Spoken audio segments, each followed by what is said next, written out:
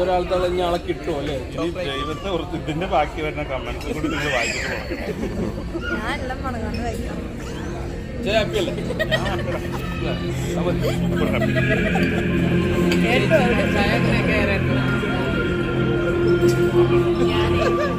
ഞാൻ പറഞ്ഞു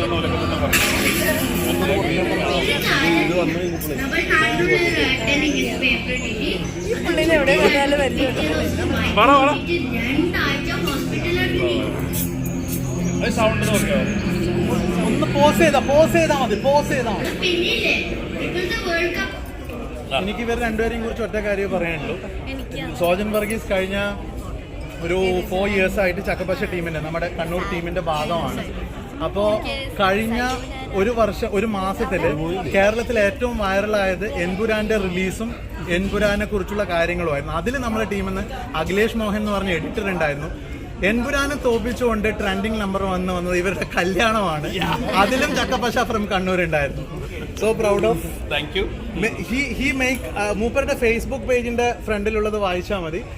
എന്നെ, അതായത് 5 വർഷം മുന്നേ ഈ മനുഷ്യനെ എഴുതി വെച്ചതാണ്, എന്നെ തേടി നിങ്ങൾ ഈ പ്രൊഫൈൽ തേടി വരുന്ന ഒരു കാലം വരുന്നു. അത് സംഭവിച്ചിരിക്കുന്നു.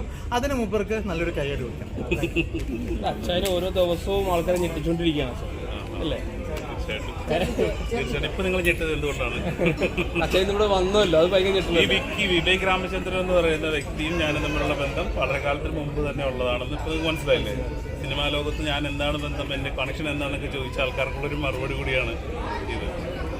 പിന്നെ സിനിമയിൽ അഭിനയിക്കാനുള്ള ആഗ്രഹം കൊണ്ടാണ് ഇങ്ങനെയൊക്കെ നടക്കുന്നത്. പ്രൊഡ്യൂസർ ആകാനായിട്ടുള്ള ആഗ്രഹത്തിന് വന്നു. ചക്കപ്പശയിലൊരു പ്രൊഡ്യൂസറിന്റെ വേഷം കിട്ടി.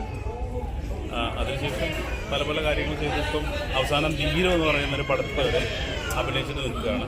അപ്പം എന്തായി, എന്ത് ചെയ്തു എന്ന ചോദ്യം ചോദിച്ചവർക്കുള്ളൊരു ഉത്തരമാണ്. ഓക്കെ.